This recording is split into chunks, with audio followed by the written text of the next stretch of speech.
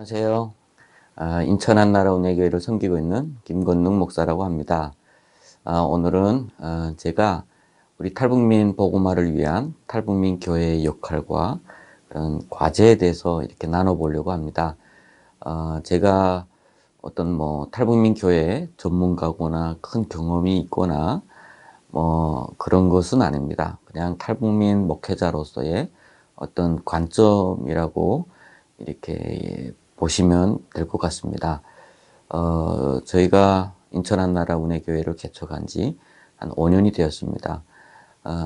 교회 개척하기 전에 과연 이런 교회가 있어야 되느냐, 있을 필요가 있느냐라고 하는 그런 갈등, 고민의 시간이 있었고, 또 지금까지 해오고 있는 과정 속에서의 어떤 문제점이나 경험이나 이거는 참 하나님께서 인도하셨구나라고 하는 그런 것들을 참 많이 이렇게 경험도 하고 배우기도 하면서 이렇게 가고 있습니다. 그래서 오늘도 제가 그런 면에서 경험적인 그런 측면에서 좀 많이 나누고자 합니다.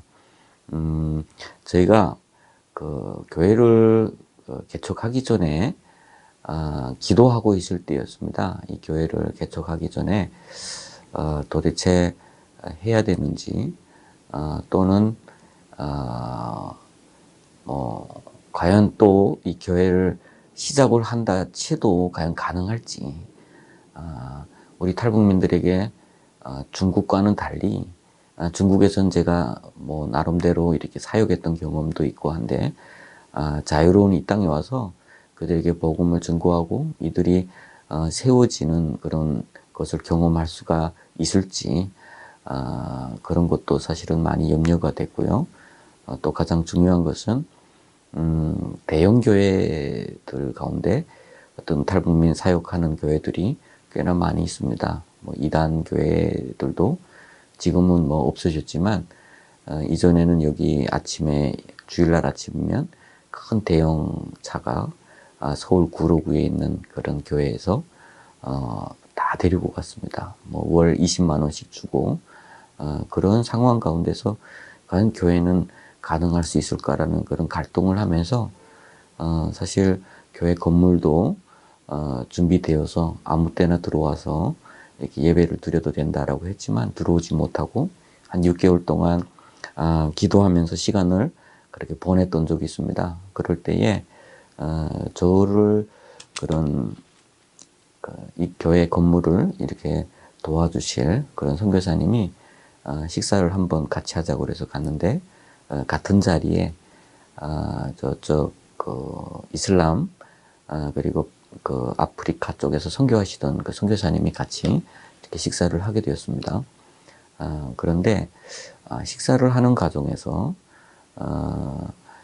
아프리카에서 이슬람 선교도 하시고 이런 분들의 그 말씀 속에는 저희들과 좀 비슷한 어떤 그런 성향들이 좀 있었던 것 같아요.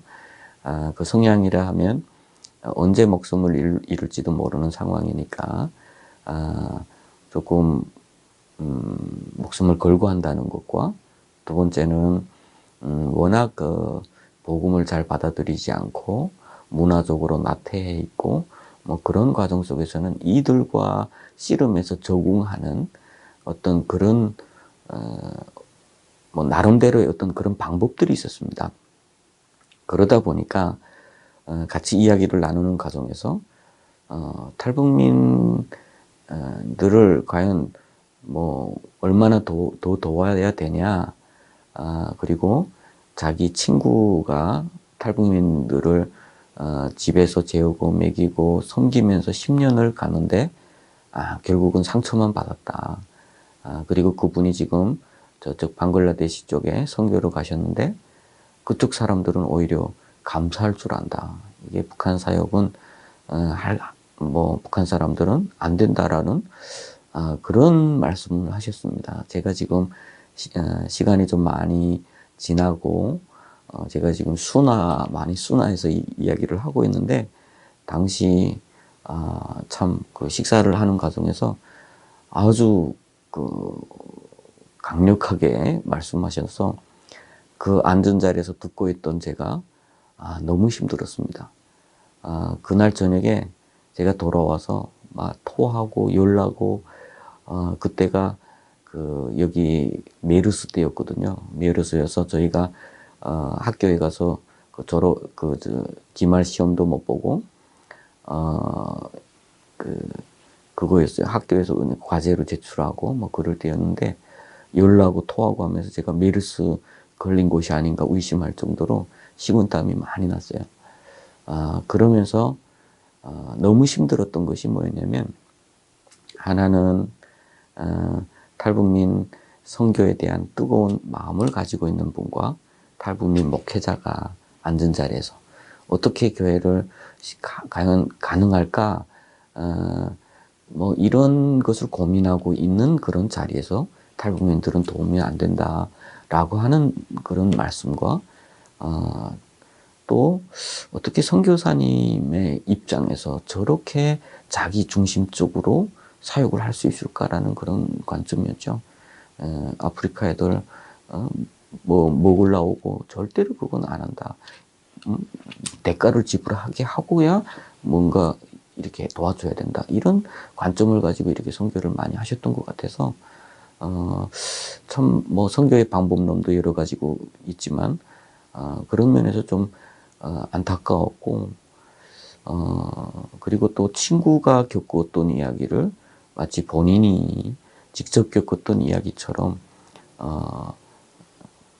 아주 힘들었던 그런 이야기를 하고 있으니까, 앞에 앉은 그 탈북 목회자로서 마음이 너무 힘들더라고요. 그래서 제가 뭐 지금 같았으면 그냥 참 힘들으셨겠습니다. 뭐 이렇게 이야기를 할 수도 있을 것 같아요. 근데 그때는 저도 마음속에서 화가 나니까 원론적인 문제를 제기를 했어요. 그 선교사님은 우리 탈북민들을 섬겼던 선교사님은 왜 탈북민들을 섬겼습니까? 예수님을 섬겼어야죠. 이런 이야기를 했어요.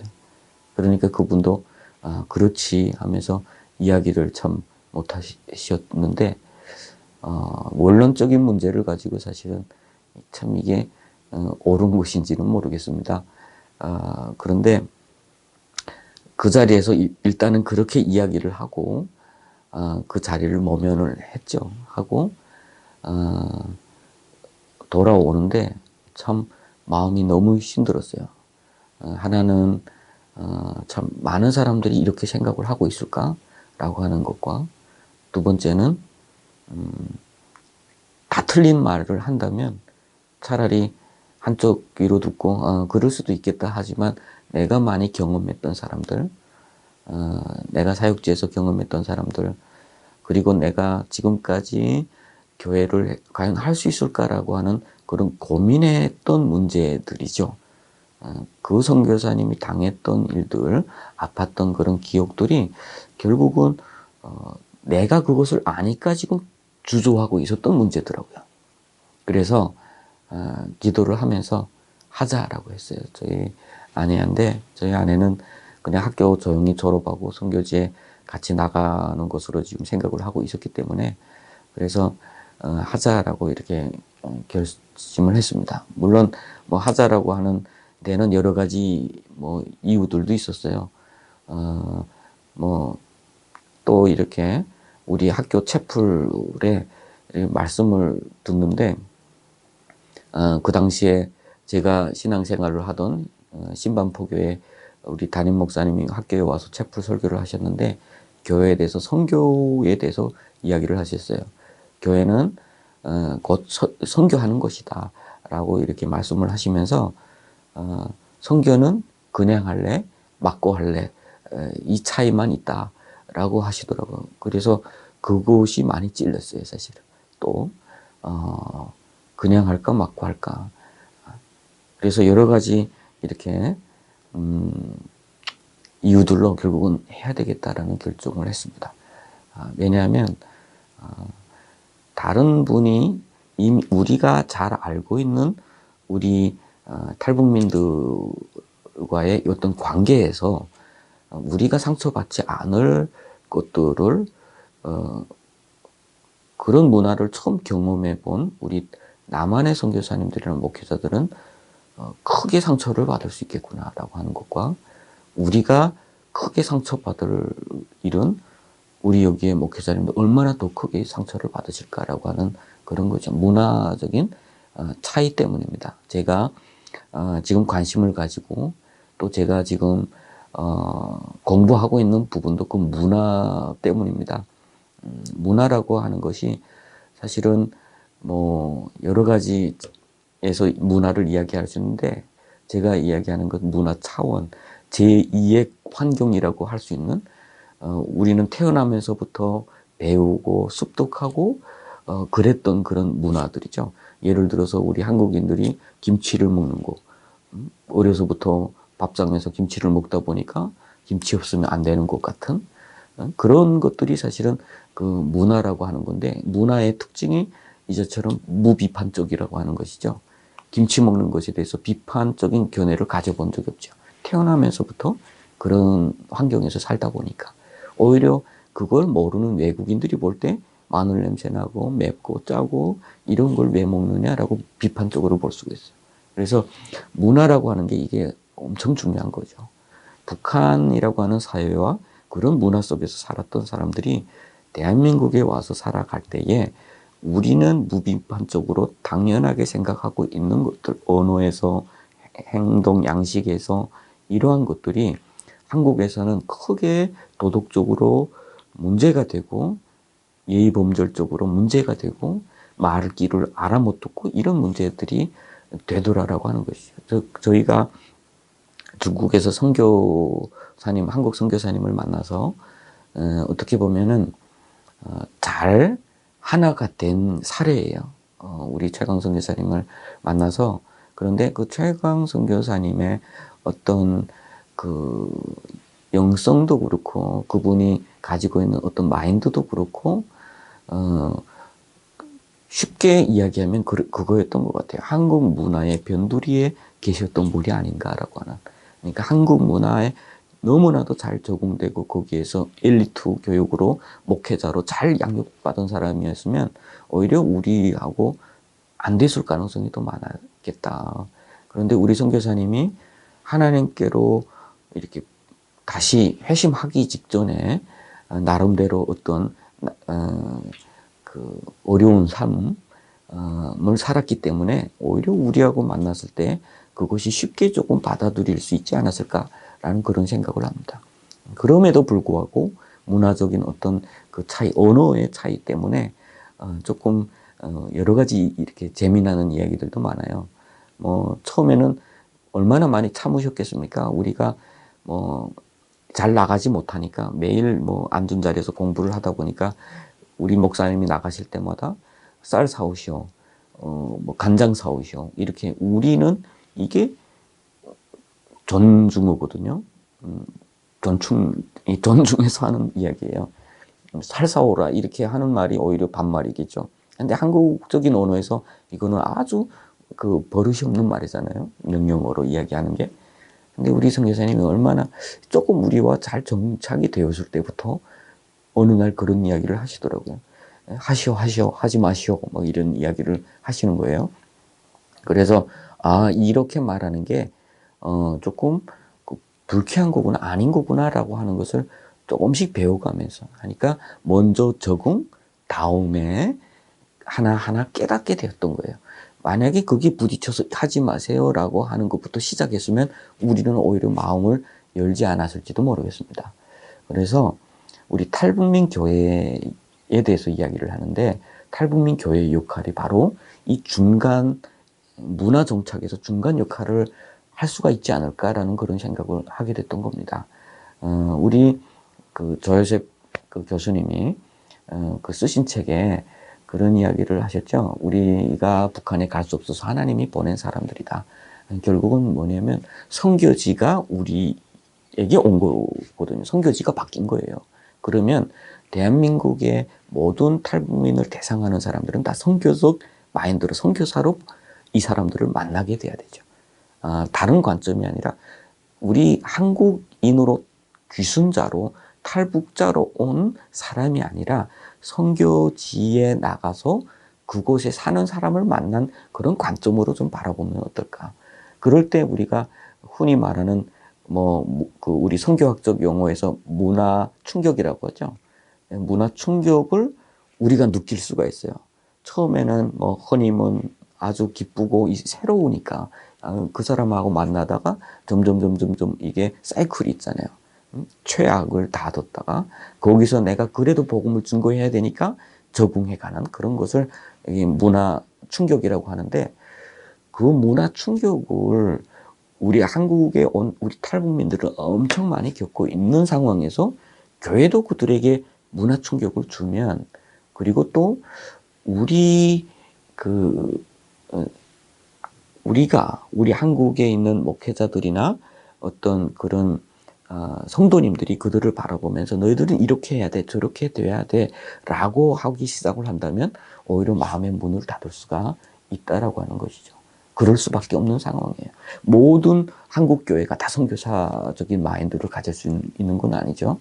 오히려 그 자본주의적 어떤 세계관이 더 많을 거라고 저는 생각을 합니다. 그러다 보니까 사회주의 체제에도 살던 사람들 자본주의적 세계관으로 바라볼 때 다 자격 미달인 거죠. 탈북민들은 다 문제가 많다, 이렇게 바라볼 수가 있다는 거죠. 그러다 보면 오히려 상처받고 오히려 그런 데 있어서 그 탈북민들에 대해서 손을 놓는 경우가 많이 있다라고 하는 것입니다.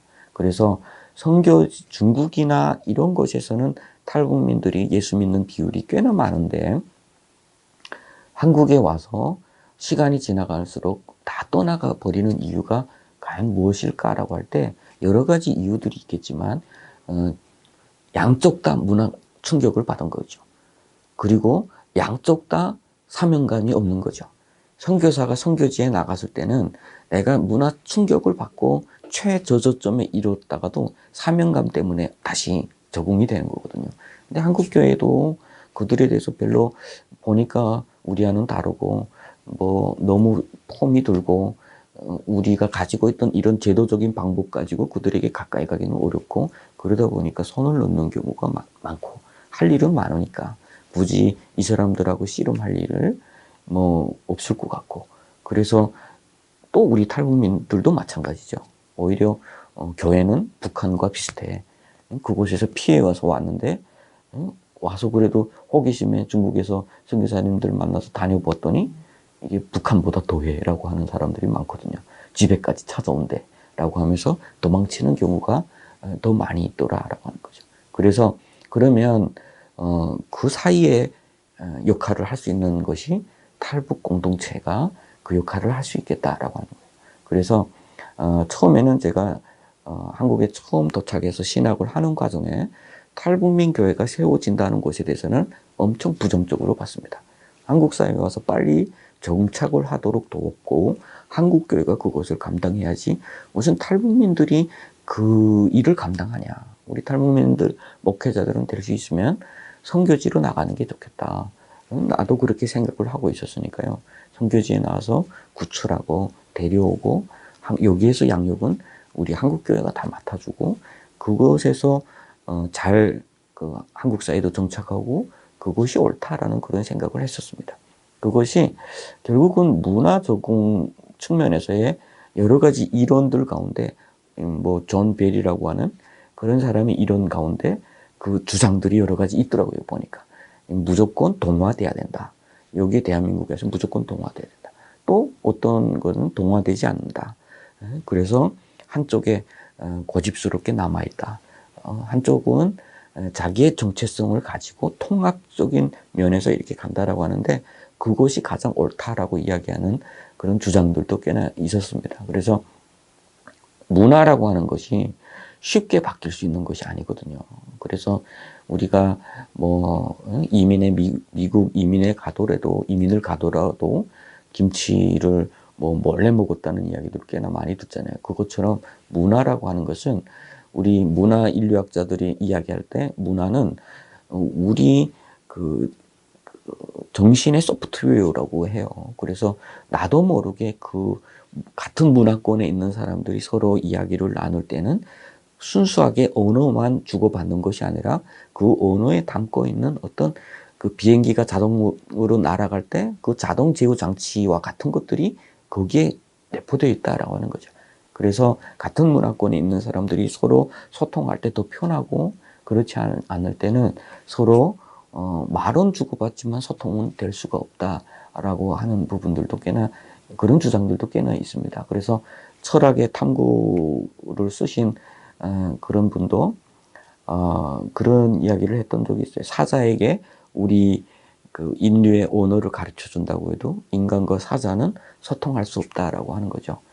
그래서 단순히 언어만 같다고 해서 우리가 쉽게 소통이 될 수 있는 것도 아니고, 우리가 쉽게 우리가 그 충만한 복음이 그들에게도 충만할 수도 없다라고 하는 것이죠. 그래서 그게 문화적 관점에서 우리 탈북민들을 바라볼 필요가 있겠다라는 그런 생각을 하면서, 그 중간 과정, 그 과도기 단계가 어떻게 보면 우리 탈북민 교회가 될 수 있겠다라는 그런 생각을 했습니다. 그래서 대형 교회, 예를 들어서 대형 교회의 탈북민 그룹을 보면 보통 봉사자들이 많고, 와서 봉사하시는 분들은 다 한국의 집사님들, 권사님들, 그리고 우리 분들은 가서 앉아서 예배만 드리고 오는, 그래서 섬김만 받다 보니까 그게 신앙생활이라는 그런 생각을 가지고 있었어요. 그래서 저희가 교회를 처음에 개척을 했을 때 몇 분이 나오셨는데,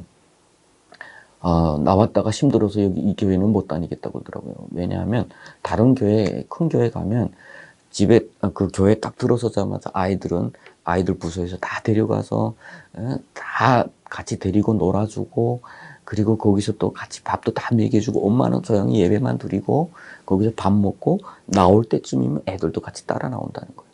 엄마들이 거기 가서 쉼을 얻는 그런 시간인데, 이 교회는 자기가 다 돌봐야 되니까 애가 어디서 일치지 않는지 이게 너무 힘들다는 거예요. 그러면서 결국 교회를 떠나신 적도 있는데, 교회에 가서 단순히 이렇게 섬김만 이렇게 받고 뭐 복음 언젠가는 들어가면 바뀌겠지라고 하는데, 그 시간이 꽤나 많이 걸리는 것 같아요. 그리고 내가 교회에 와서 처음에 경험했던 것들과 내가 이것이다라고 했으면 그것이 바뀌는 데는 꽤나 오랜 시간이 걸릴 수도 있을 것 같습니다. 그래서 저희가 교회 처음에 시작할 때 복음을 받은 자에서 이제는 전하는 자가 돼야 되겠다.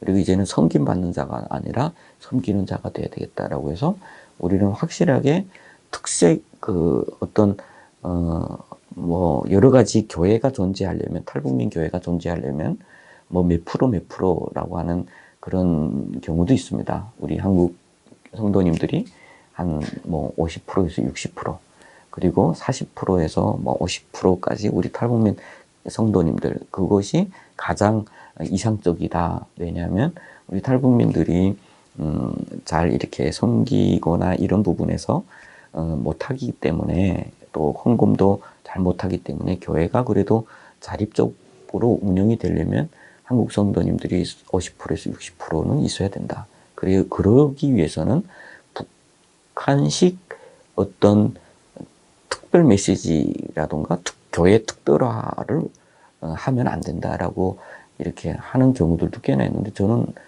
그 반대로 오히려 우리 탈북민들이 여기서 서기까지는 될 수 있으면, 우리는 노방전도에 가서 우리 한국 분들이 와서 이 교회 같이 신앙생활을 하는 것을 조금 꺼리는 경우가 있어요. 왜냐하면 우리 분들이 최대한 60%에서 70%까지 잘 성숙이 될 때에, 그리고 한국 성도님들은 30% 이내에서 그냥 모델로서 신앙생활을 어떻게 하는 것인지를 좀 보여줄 수 있는 그런 분들 와서 특별히 섬기거나 가르치거나 이런 분들보다는 그런 30%에서 제한을 좀 해서 우리 분들이 잘 세워진 후에는 그 다음엔 뭐 누가 와도 괜찮을 것 같아요. 근데 혹시라도 이것이 그것이 깨질까봐, 우리 그 탈북민들이 여기 와서 조금 마음의 쉼을 누릴 수 있고 자신의 어떤 그 가치라던가 이런 것을 공유할 수 있는 그런 문화적인 부분이 깨어질까봐 저는 조금 우려스러운 그런 목회를 지금 하고 있습니다. 물론 뭐 이런 문제 저런 문제도 사실은 지금까지 많이 있지만 그래도 앞으로도 뭐 계속해서 양육하고 해서 한 명 한 명을 이렇게 키워나가는 것.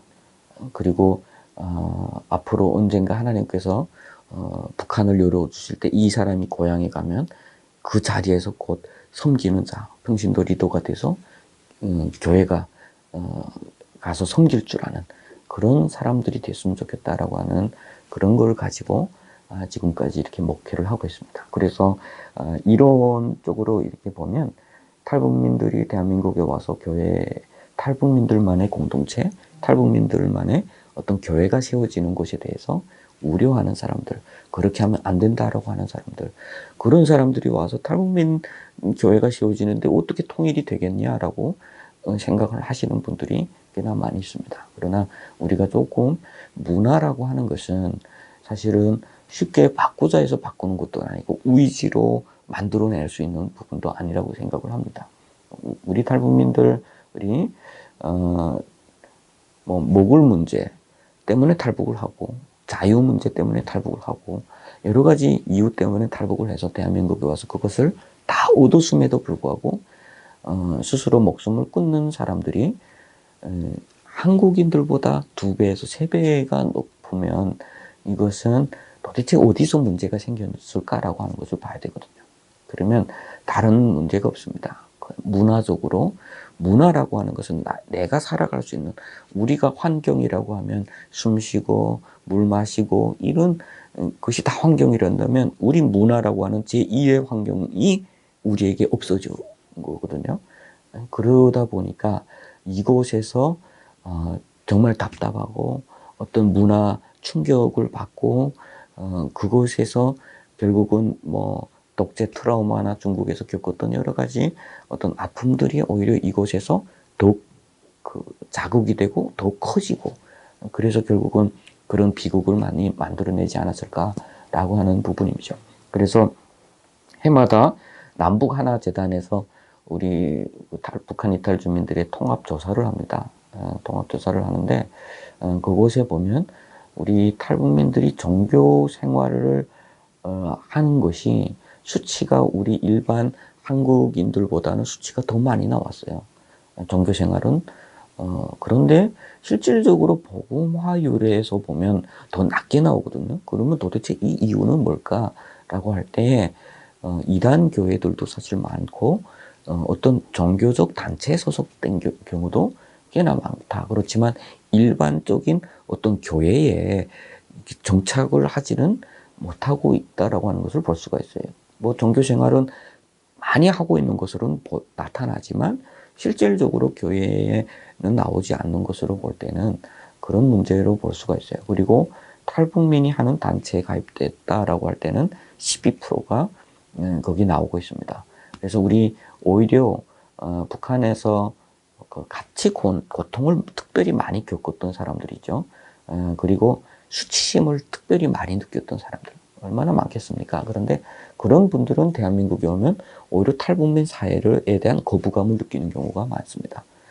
그래서 오히려 탈북민 사회에 들어와서 오히려 더 괴롭고 과거의 어떤 그런 상처가 오히려 더 살아나는 것 같고 그래서 숨어 들어가는 사람들이 많은데 오히려 그게 더 위험한 거죠. 그곳에서 보이지 않는 나는 완전히 숨는 것 같지만 오히려 그 상처는 더 깊이 숨겨지고 더 여러 가지 질병을 앓을 수도 있는 가능성이 더 많습니다. 오히려 탈북민으로서 탈북민 교회에 나오고 그 정체성 숨기지 않는 부분들이 오히려 더 건강한 사람들로 보여집니다. 그리고 우리 탈북민들이 어떤 개인의 취미나 어떤 뭐 그런 활동에는 엄청나게 참여를 못해요. 내 취미 생활을 하거나 또 봉사도 환경을 더 아름답게 하거나 뭐 이런 뭐 어떤 쓰레기 치우거나 이런 사회 활동보다는 약자들을 돕는 활동에 더 많이 참여하고 있어요. 이것은 우리 상처받은 사람들, 정말 이 사람들이 잘 극복이 되고 회복이 되면 오히려 사회의 약자들을 품는 자들이 될 수 있다라는 그런 가능성도 충분히 보여지는 거죠. 그래서 한국인들과 일반 국민과 탈북민들, 뭐 탈북민들도 국민이니까 같이 비교해서 연구를 해보면 이 차이가 분명히 있는 것을 볼 수가 있어요. 예를 들어서 내가 자살을 생각했다라고 한다면 우리 일반 국민들은 경제적 이유가 가장 많았는데 우리 그 북한 이탈 주민들은 외로움이나 질병이 조금 더 많이 있었던 것 같아요. 그 이유가. 그래서 문화적인 어떤 공동체를 이뤘을 때의 그 소외감, 그리고 외로움, 그리고 자기를 누군가가 이해해 줄 수 없을 것 같은 그런 망망대해 속에 빠졌다는 그런 외로움을 느낄 때가 사람이 가장 두려울 때거든요. 그래서 그것이 앞으로 탈북민 교회나 탈북민 공동체가 해줄 수 있다라고 하는 부분에서는 아주 긍정적으로 저는 그렇게 생각을 합니다. 뭐 제가 탈북민 교회를 하기 때문에가 아니라 이런 문화적인 차원에서 봐도 분명히 이 방법이 옳다라고 하고 많은 학자들은 또 이야기를 하고 있습니다. 그리고 메카브란이라고 하는 어떤 그 교회 성장을 연구하는 교회 성장학에서도 각 동질 집단에서 복음 전파율이 가장 높았다라고 볼 수가 있다고 그래요. 그래서 같은 동네에 살고 있는 백인 교회와 뭐 아프리카계의 그 교회가 있는데 정말 그 메카브란이라고 하는 그런 분이 자기가 잘 아는 어떤 그 아프리카계의 성도를 봤을 때 반갑지만 자기 교회에 데려오기보다 그 교회를 소개시키는 것이 더 옳다라고 이야기를 하고 있습니다. 그것은 여러 가지 어떤 그 연구를 통해서 자료가 잘 나와 있는 것을 볼 수가 있습니다. 그래서 제가 오늘 여기서 이야기를 하고 있는 것은 탈북민 교회는 분명히 탈북민 복음화에서 긍정적 역할을 하고 있다. 그리고 지금 오늘날 우리 한국 사회에서 탈북민 구출을 가장 앞장서서 많이 하고 있는, 흔들리지 않고 하고 있는 데가 우리 이빌립 우리 목사님이 이끄는 통일소망선교회, 우리 탈북민 출신이다 보니까 탈북한 분들에 대한 어떤 그런 간절함 있잖아요. 아픔도 있고 사실 저희 교회도 이렇게 탈북민 교회다 보니까 탈북하신 분들, 그래서 길을 찾지 못하는 분들이 있다 보니까 어쩌다 이렇게 구출하는 사역도 한동안 했었습니다. 뭐 지금도 어느 정도 하고 있지만 그런데 저에게는 저 개인적으로는 오히려 데미지라고 할까요? 과거의 아픔이나 상처들이 계속 떠올리는 거잖아요. 지금 탈북해서 산속에 숨어 있다라고 하면 저는 그들을 위해서 간절히 기도할 때 제가 꿈속에서 이렇게 경찰들, 공안들이 와서 나를 체포해서 북송시키는 그런 꿈, 또 감옥에 끌려 들어가는 꿈을 끼거든요. 그래서 제가 거기서 나온 지도 이제는 꽤나 돼요. 이제는 뭐 8년, 뭐 9년 차가 되는데 지금도 그렇게 꿈을 꾸고 있는 것, 어떻게 보면 심리학적으로 보면 아직도 그런 상처 가운데 있다, 뭐라고 이렇게 보더라고요. 그런데 이 일을 하다 보니까 이게 계속 또 올려질 수밖에 없는 거예요. 그래서 더 간절하게 기도하고, 그래서 이 일을 더 나서게 되는데, 정말 이 일을 하면서 또 도중에 체포되거나 하면, 그건 또 북송돼 보고, 또 우리 친구들을 잃어봤던 사람으로서 더 고통스럽죠. 그래서 정말 힘든 그런 시간들을 또 같이 그 가족들하고 같이 보내기도 하고 그런 우리가 겪었던 어떤 그런 고통들이 어떻게 보면은 우리가 그들을 위해서 일할 수 있는 그런 동력이 되기도 합니다. 그러다 보니까 앞으로 우리 북한을 향해서 기도하고 또 통일을 위해서 기도하는 사람들, 그것을 위해서 하나님께서 또 우리 탈북민들을 지금까지 많이 보내고 계시진 않을까라고 하는 거죠. 지금까지는 신량민들이 교회를 세우고 통일을 위해서 많이 기도를 하면서 사실은 이 한반도에 어떤 그 간절함이 있었던 것 같아요. 분단에 대한 아픔이 있었던 것. 그러니까 아픈 자들이 기억하고 있는 그런 통일, 그 간절함. 그것이 이제 세대가 지나가면서 점차 무디어 가고 있을 때에 또 탈북민들이라고 하는 사람들이 생기고 그 가족들이 생기면서 또 다시 이어가고 있지는 않을까. 그래서 오히려 이런 아픔이 앞으로는 하나님께서 또 귀하게 사용하여 주셔서 한반도의 또 화평과 또 저 땅에 교회를 세워가는데 귀하게 쓰임 받을 수 있었으면 좋겠습니다. 그래서 그런 면에 있어서 탈북민 교회 그리고 그 아픔을 공유하는 사람들, 그 기억을 공유하는 사람들이 연합하는 그런 탈북민 교회는 분명히 긍정적이다라고 볼 수가 있습니다. 그런데 뭐 탈북민 교회가 그러면 다 긍정적일까? 그렇지는 않겠죠. 탈북민 목회자들도 뭐 뜨겁게 예수님을 만나고 인격적으로 예수님을 만나고 한 분들이 많습니다. 그런데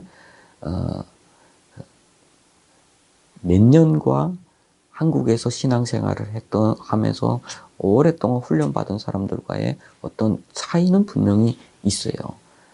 그래서 저희가 북기총에서 우리 한국교회와 우리 탈북민 교회가 1대1 그 연합을 하는 그런 좀 그래서 서로 멘토 멘티가 돼주고 서로를 위해서 기도해주고 이런 통합으로 가면 좋겠다라는 그런 생각을 했었습니다.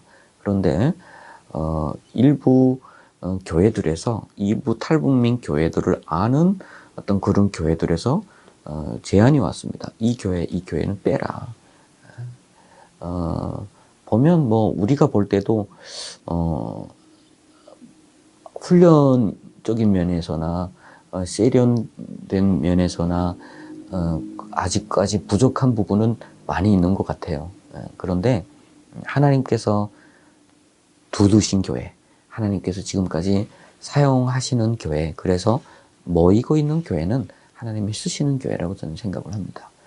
저도 예수 믿고 나서 저도 뭐 23살에 믿어서 지금까지 20여 년간 믿어오면서 우리 탈북민들과 함께 믿었고 함께 양육도 시키면서 이 사람은 가짜야, 이 사람은 진짜야, 또 이 사람은 겉과 속이 달라. 제가 이렇게 평가했던 사람들이 많습니다.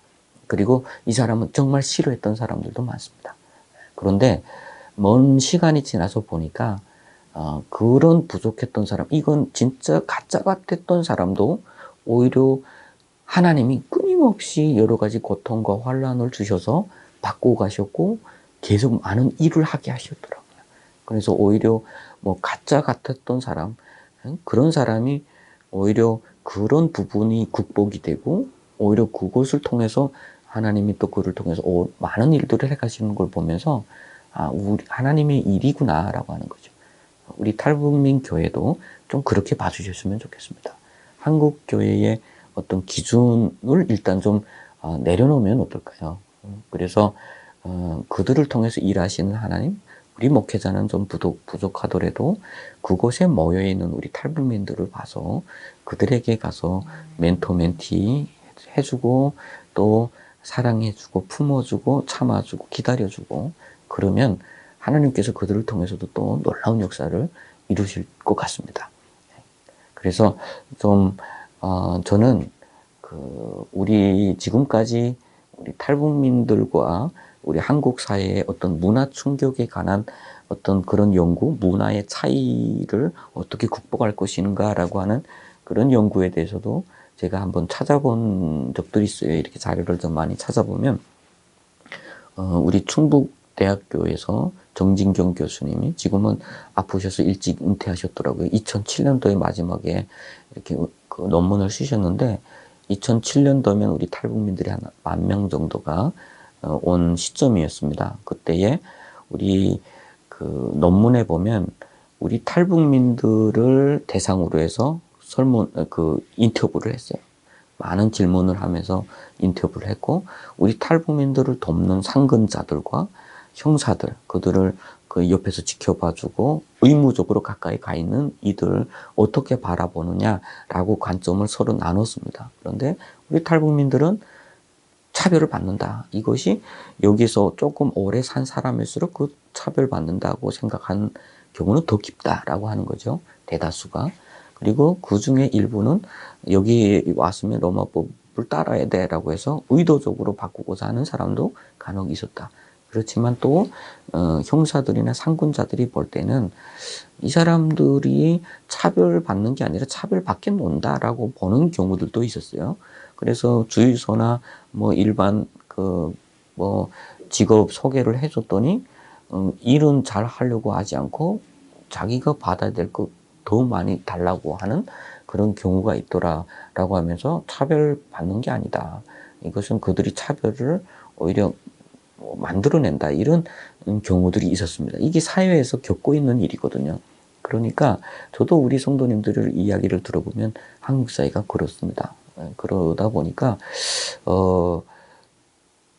자본주의적인 시각으로 봤을 때 사회주의에서 살던 사람들, 집단주의에서 그 조직 하에서 살아가던 사람들, 될 수 있으면 조금 일하고 공동체 일은 조금 좀 일하고 조금 챙기는 것은 많이 챙길 수 있는 어떤 그게 가장 좋은 곳이다. 나도 모르게 그 배어 있는 그런 사회주의적인 습성들, 그것을 가지고 있는 사람들이 자본주의적 관점으로 보면 다 자격 미달이거든요. 그러면 이 사람들은 정말 자격 미달인 사람일까요? 라고 하는 거예요. 자본주의 관점이 이거죠. 그러면 하나님 나라의 관점은 또 다른 관점이 아닐까 하는 거죠. 그냥 존재 그 자체. 그 존재 자체만으로도 사랑받을 가치가 있고, 그들에게는, 앞으로 긍정적으로 바뀔 에너지가 있다는 미래지향적인 모습으로 바라보는 것이 중요하다라고 하는 거예요. 그래서 2007년도에 연구다 보니까 아마 탈북민들이 2000년도부터 많이 들어왔으니까 7년, 아마도 뭐 문화적으로 보면 문화 쇼크가 가장 밑바닥에 있을 때 양쪽에서 다 연구가 되다 보니까 좀 그렇게 나왔고, 이 연구하는 사람으로 볼 때는 이분들의 관점이 자기 중심적인 관점이 좀 많다. 예를 들어서 형사는 자기가 직업으로 이렇게 보호해주는 관점으로 이 사람들을 보고 있기 때문에 이렇게 본 경우가 있다. 이렇게 봤어요. 그런데 시간이 많이 지났잖아요. 지나서 이제는 2007년부터 이제는 2020년이니까 13년이 지나서 지금에 보면, 우리 주변에 그 형사님들을 이렇게 만나보면 제가 오히려 부끄러울 정도로 열성적인 분들이 많아요. 오랫동안 우리 탈북민들과 대상하다 보니까 이분들이 대한민국에 와서 사기당하고 또 자기가 응당히 취해야 될 것 취하지 못하고 또 북한에서 겪었던 그런 트라우마들을 갖고 있고 이야기해보면서 오히려 그분들 입장에서 더 이해가 되는 분들이 더 많아요. 그래서 형사님들인데 매일 아침 그 인사 문자도 보내주고 각 자기가 담당하신 분들, 그리고 그 신종 사기가 나오면 일일이 어떻게 이 사기입니다 해가지고 다 보내줘요. 그리고 보통 우리는 그 공권력에 대한 어떤 부정적인 것이 있어요. 북한 분들은 워낙 그 사람들은 우리를 위해서 인민을 위해서 봉사한다고 하지만 봉사 받은 적은 없잖아요. 통제받고 감시받고, 특별히 우리가 탈북할 때는 그 사람들한테서 박해를 받은 사람들이 많고 하니까 공권력에 대해서는 일단 거부하는 사람들이 더 많죠. 그래서 우리 형사님들 만나보면 저한테 하소연하는 게 있어요. 아유, 참, 조금 자기한테 물어봤으면 좋겠는데, 물어 안 보고 일 터진 다음에 물어본다는 거예요. 사기당했다고. 그러니까, 찾아가서 이렇게, 일일이, 정말 아무것도 길 물어봐도 괜찮으니까 좀 물어보십시오 하고 안타까워서 이렇게 다니시는 분들이 정말 많았어요. 그래서 이 문화가 시간이 지나면서, 어떻게 보면 타자화된다고 할까요? 우리 탈북민들을 오래 대상하시는 분들이 오히려 그분들 세계에서 더 이해를 많이 하고 있는 경우가 많이 있더라라고 해서 그 문화적인 어떤 공간, 그 복음이라고 하는 예수 그리스도의 사랑이라고 하는 그런 공간 안에서 이 시간이 더 길어지면 충분히 이 땅에서 적응도 잘하게 하고 또 한국교회는 북한 선교에 대한 어떤 분명한 마인드를 가지고 세계에다 알려줄 수 있는 그런 것들이 나오지 않을까 그런 생각을 많이 해봤습니다. 그래서 저는 그 탈북민 교회가 앞으로 조금 잘 그런 부분에서 좀 잘 성장해 갈 수 있도록 그래서 좀 기도를 많이 해주시고 좀 오래 인내해 주시고 기다려 주시는 그런 교회와 그런 목회자들과 그런 성도님들이 좀 많이 있었으면 좋겠습니다. 내가 선교지에 갔다라고 생각을 하고 선교지에 갔으면 내 주장대로 당신이 따라와야 돼 하면 선교가 안 되겠죠. 그분들에게 맞춰보고 복음 전하기 위해서. 그래서 그런 그 마인드 그리고 탈북민 교회가 조금 더 활성화돼서 그들을 통해서 교회를 증거할 수 있는 어떤 그런 심어주는 거죠. 여기에서 복음이 확산이 될 수 있도록. 그래서 다른 많은 탈북민들이 이곳에 들어와서 구원을 얻고 풍성한 삶을 누릴 수 있도록 그렇게 좀 격려를 해줬으면 좋겠습니다. 그래서 오랫동안 그 부산에 어느 그 어느 목사님이 계시는데 우리 탈북민들을 위해서 엄청나게 오랫동안 수고 많이 하신 분이에요. 그리고 또 이렇게 도우미로서 수고도 많이 해주셨는데 이분은 참 우리 탈북민들 복음을 전해야 되는데 타이밍을 몰라서 계속해서 같이 밥도 사주고 어떤 때는 술 먹겠다면 술도 따라주면서 뭐 목사가 따라주는 술은 맛있다고 하면서도 타이밍을 잡지를 못했대요. 내가 그때 가서 교회를 나오라고 하면 네가 결국은 그것 때문에 나를 잘해줬구나 할까봐 그러고 있는데 어느 날 그 친구가 교회에 나왔더랍니다. 그래서 어떻게 교회에 나왔냐 했더니 옆에 친구가 야 교회 나가는데 한번 가자 하니까 그냥 나왔다는 거예요. 그러니까 이게 친구를 통한 관계 전도라고 하죠. 복음 전도율이 가장 높다라고 하는 것이 그 교회 성장학을 쓰셨던 그 맥가브란 분이라고 하는 그런 분이 하셨던 것입니다. 주장했던 겁니다. 그래서 보통 보면 60%에서 90%가 뭐 친구나 친척의 인도로 교회에 나온다라고 하는 것이죠. 그래서 저희도 이 지역에 엄청난 분들이 있어요. 우리 논현동에만 뭐 한 천여 명이 살고 있으니까요.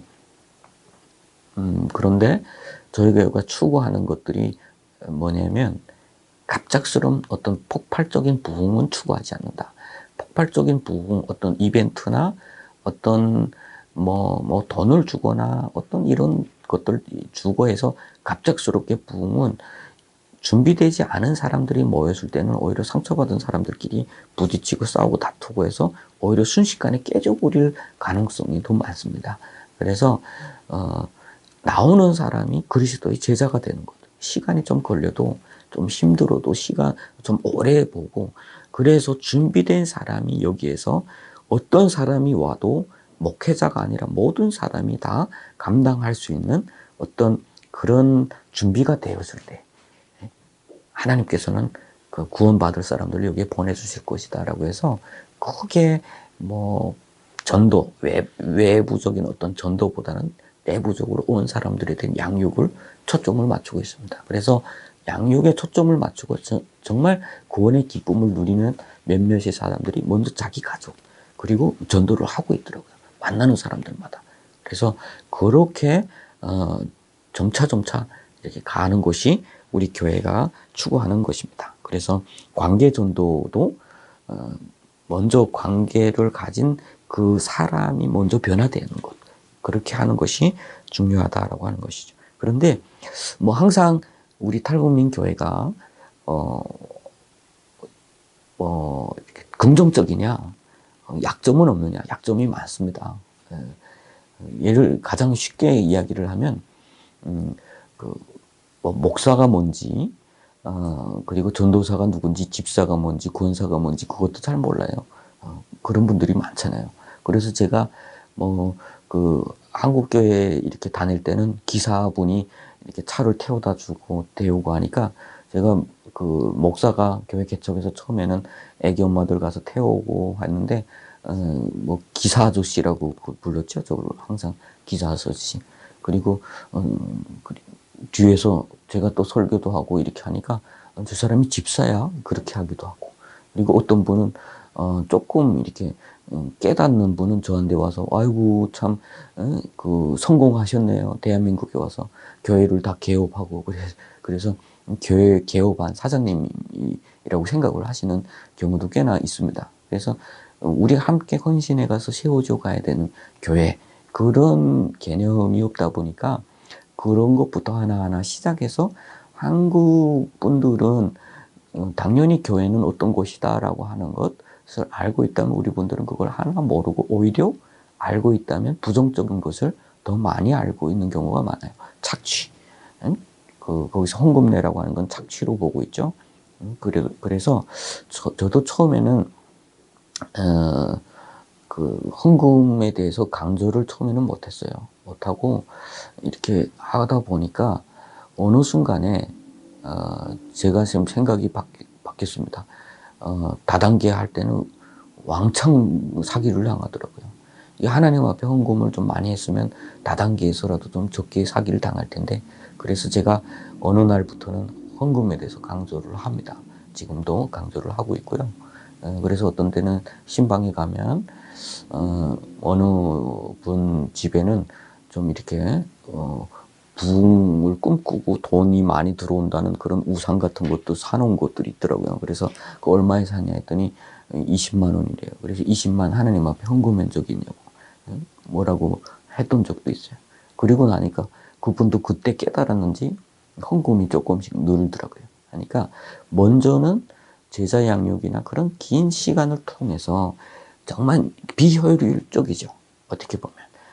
이분들이 세워지기까지 끊임없이 그리고 이 목회자는 정말 하나님의 사람이고 착취하는 사람이 아니구나라고 알기까지 참 많은 시간이 필요한 것 같아요. 많은 노력이 필요하고 그러다 보니까 자기 관리를 더 많이 할 수밖에 없을 것 같고요.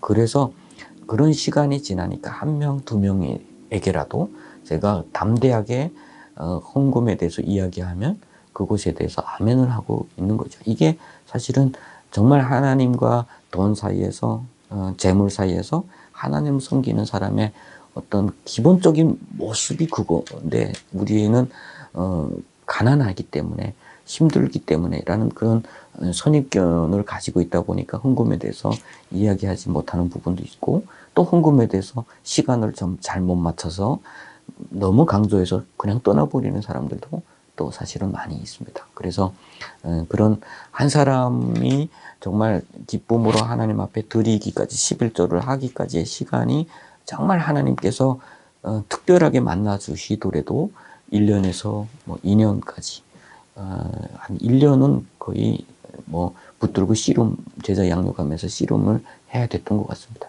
그렇다면 정말 이 교회가 자립적으로 가기까지는 비효율적인 것은 맞습니다. 하나님께서 채워주시지 않으면 저희도 교회도 참 불가능했던 일이었던 것 같습니다. 그런데 그래도 북한 선교를 위해서 또 우리 탈북민 복음화를 위해서 기도해 주시는 분들 또 교회들 그래서 보내주시는 그런 헌금 때문에 지금까지 이렇게 잘 양육이 되고 있는 것 같습니다. 그래서 앞으로 이런 부분에서 연합과 또 함께 가는 그런 사역이 확장이 좀 많이 됐으면 좋겠습니다. 우리 탈북민들이 사실 사회적으로 소외되고 있는 부분은 많이 있습니다. 제가 참 욕심으로 지금 숭실대 박사과정에 들어갔는데 1학기부터 지금 후회를 왕창 하고 있습니다. 제가 목회자는 목회해야지 신학 박사 되려고 하면 안 된다라는 그런 생각을 많이 하면서 신학을 했어요. 왜냐하면 신학을 하는 과정에도 계속 더 알고 싶은 어떤 그런 욕심들이 생겨서 자칫하면 또 공부하겠다 할까봐 스스로 목회 하면서 왔는데, 어쩌다 보니까 또 이렇게 박사까지 들어가 있어서 저도 깜짝 놀랐습니다. 그런데 제가 이렇게 들어간 이유가 우리 탈북민들, 우리 교회가 지금 뭐 한 분 구치소에 감옥이죠. 감옥에 교도소에 들어가 계시는 분 이렇게 한 분 돌보고 있어요. 돌보고 있는데 또 저희 교회에서 한 명이 또 들어갔던 적이 있고, 그래서 2명을 제가 경험을 했는데 2명 다 일반적인 한국 문화에서는 들어가지 않을 사람들, 아니면 형기를 적게 먹을 사람들이에요. 근데 이분들이 검사 독재에서 벗어나서 자유주의 사회에서는 자기의 표현을 충분히 해도 된다고 착각을 하시는 경우가 많죠. 여기는 자유주의니까 뭐 나의 표현을 다 말해도 되겠다. 그래서 검사한테 대들고 뭐 법관한테 대들고 하다 보니까 형기를 왕창 실형을 먹은 분들이 꽤나 있어요. 그래서 변호사도 살 수 없고 하니까 뭐 이렇게 국가에서 지정해주는 변호사를 했는데, 그 변호사가 인차 나올 거다, 뭐 이건 뭐 큰 문제가 없다 했는데, 법관에서 법관이 이렇게 한마디 물어봤을 때 퉁명스럽게 북한말로 이야기했다가 결국은 9개월 그냥 실형 들어가셨던 분이 있거든요. 그래서 이 문화에 대한 좀 연구를 하고 싶다 해서 사실 뭐 박사 과정에 이렇게 들어갔는데 후회를 지금 왕창 하고 있습니다. 그래서 이 뭐 학문 한 개, 2개로 될 수가 있겠습니까? 교회가 사실은 선교적인 관점만 가진다면, 이들이 선교지에서 만난 사람들이다, 내가 선교사다라는 관점만 가지면 될 것 같아요.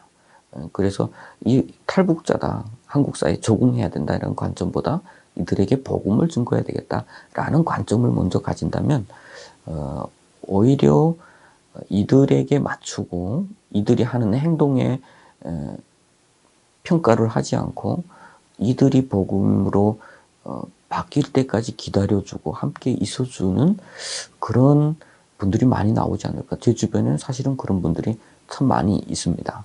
집사님들도 그렇고 권사님들도 그렇고, 오히려 이제 열성적인 분들이 와서 우리 탈북민들이 접근할까봐 오히려 옆에서 막아주면서 함부로 이렇게 접근했다 상처 줄까봐 그렇게 중간 역할을 해주시는 분들이 너무 많습니다. 그래서 그런 분들이 좀 많아지는 게 한국 교회는 큰 보배들이 아닐까. 앞으로 북한 교회가 재건될 때 이런 분들이 앞으로 정말 형님 동생 하면서 같이 들어가서 같이 먹고 자고 하면서 교회를 세울 수 있는 분들은 아닐까라고는 그런 생각을 합니다. 이런 사랑이 학문보다 더 힘이 있을 것이라고 저는 생각을 하고 있습니다. 그래서 앞으로 저희 교회도 그런 것에 초점을 좀 맞추고 있고요. 그리고 또 함께 기도하는, 또 북한을 위해서 기도하는 많은 분들이 좀 그렇게 하나가 되어지면 어떨까라는 그런 생각을 해보게 됩니다. 그래서 뭐 지금 부족한 목회자가 5년 뒤면 더 성장할 것이고 10년 뒤면 더 성장하겠지, 이런 바람을 가지고 분명히 성장을 합니다. 이게 목회를 한다면 분명히, 저는 그렇게 생각을 해요. 하나님께서 분명히 부르셔서 목회를 한 사람은 목회 과정에서 그를 깨고 부시고 만들어 가실 것이고요. 목회가 저도 지금 5년 차인데 5년 차 하는 과정에 저하고 저희 아내가 계속 이야기하는 게, 만약 목회 5년을 하지 않고 선교사로 나갔더라면 철이 없었을 거다라는 생각을 해봤어요. 우리가 그렇게 이야기를 합니다. 그래서 목회라고 하는 것을 통해서 목회자가 가장 많이 바뀌고 변화되고 깨닫게 되는 부분이 많이 있었던 것 같습니다. 그래서 우리 탈북민 목회자들이 분명히 소명을 가지고 교회를 개척했다면 그 과정에서 부족함을 깨주실 것이고 바꿔주실 것이고, 그래서 참 아름다운 교회로 또 그들을 통해서 일하실 것이 아닐까, 저는 그렇게 다 기대를 하고 있습니다. 그래서 조금 그 기준, 그리고 우리가 생각하는 과거의 예루살렘 교회와 이방인 교회가 겪었던 문제들, 율법의 문제, 할례의 문제, 그래서 결국은 우리도 지지 못한 것 그들에게 지게 하겠느냐라고 해서 음행과 목매어 죽인 것과 이런 것들만 멀리하고 그들에게는 자유함을 주기로 이렇게 회의에서 결론이 났던 것처럼, 우리 탈북민 교회나 우리 탈북민 목회자들에 대한 어떤 그 공통적인 이런 것 부분까지는 우리가 좀 봐줄 수 있고 함께 갈 수 있겠다라고 하는 어떤 그런 그 연합에서 만들어내는 어떤 그런 것들이 있었으면 좋겠다라고 생각을 합니다. 그래서 조금 세워주고 살려가는 그런 연합이 이루어졌으면 좋겠다고 생각을 하고 있습니다. 그래서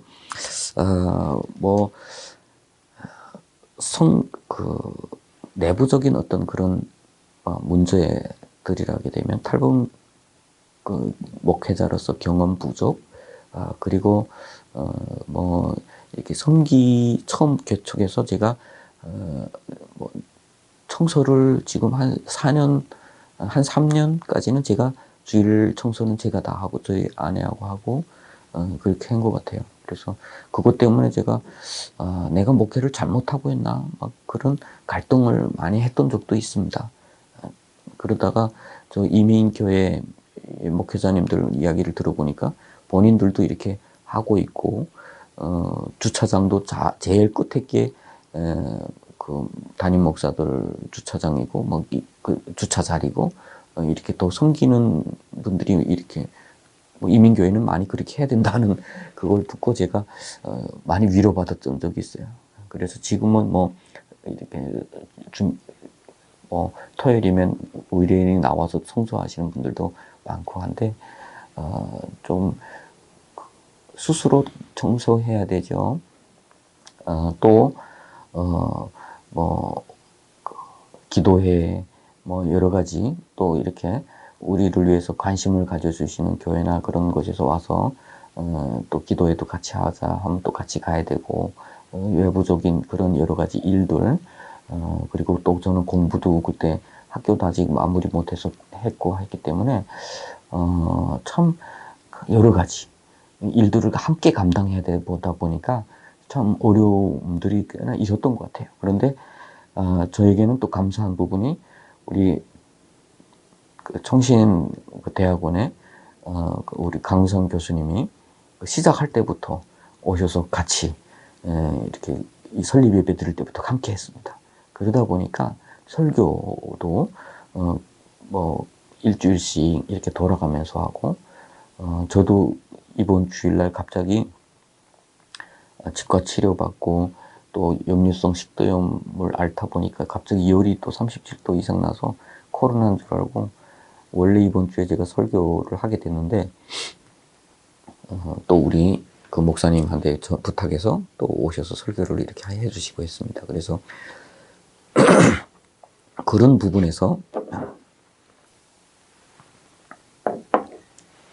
그런 저의 연약함, 탈북민 목회자로서의 어떤 그런 약점들을 메워가는 그런 것들이 꽤나 필요한 것 같습니다.